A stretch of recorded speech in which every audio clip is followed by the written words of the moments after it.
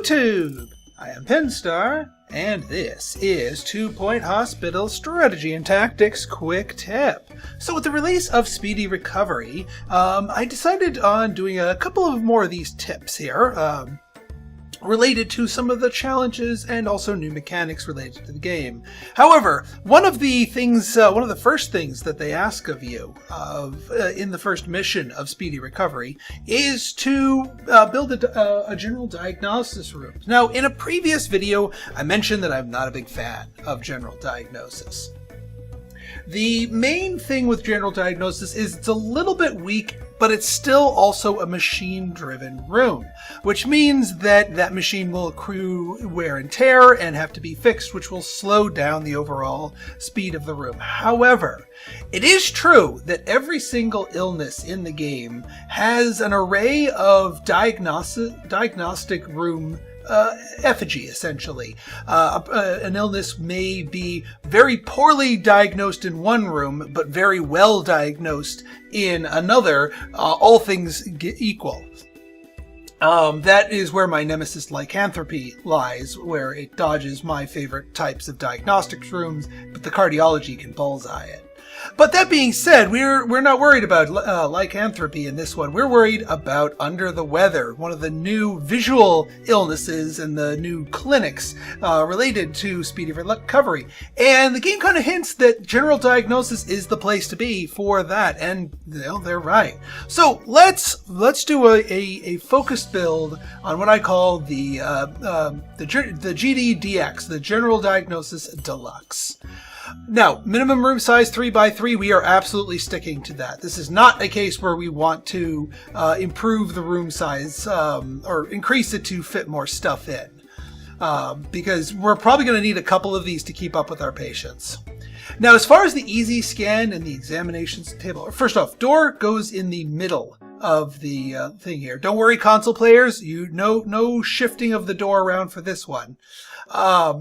Now, for the easy scan itself, we want it over to a place where it's facing against the back wall, but up just a tiny bit.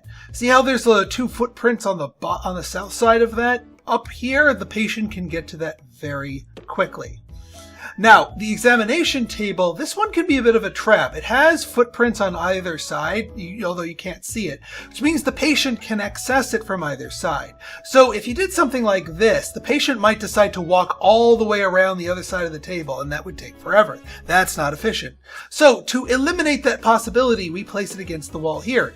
Quick and easy access, because when the patient comes into general diagnosis, there's a chance that they will go to either the quick scan or the examination table. It's kind of random. So that's it for the essentials, but there's a lot of non-essentials you can put in here to boost the room's efficacy here. Our good friend the medicine cabinet is always a welcome sight. If you can spare the cash, you can throw down a fair number of these. I usually would recommend about 5. Now there is a slightly cheaper option if you wanted to. In the form of a, hang on, I should just search for it. Giant pipette, which gives the increases attractiveness, which is a benefit that the medicine cabinet does not get, but it also increases 1% diagnostic power. Yeah, it doesn't do cure power, but you can't cure anybody in the general diagnosis, so this is just as effective as the medicine cabinet. So you may actually want to go all pipettes here because of the attractiveness factor. And I would do a row of 5 of them like this. Now, as far as the other accoutrement, you'll want to put a temperature corrector right here in the middle. Either a radiator for a warm environment or a ice sculpture for a cold one. Just want to, get it in here. You don't want to block access to this area because the staff needs to be able to access. See how they all turn red if we block it off completely? But there's a way you can put it in here, and same thing with the ice sculpture, without completely blocking access. You can also get a coffee maker, always useful in case the room is slow and your staff member wants that. It fits nice and snugly down here.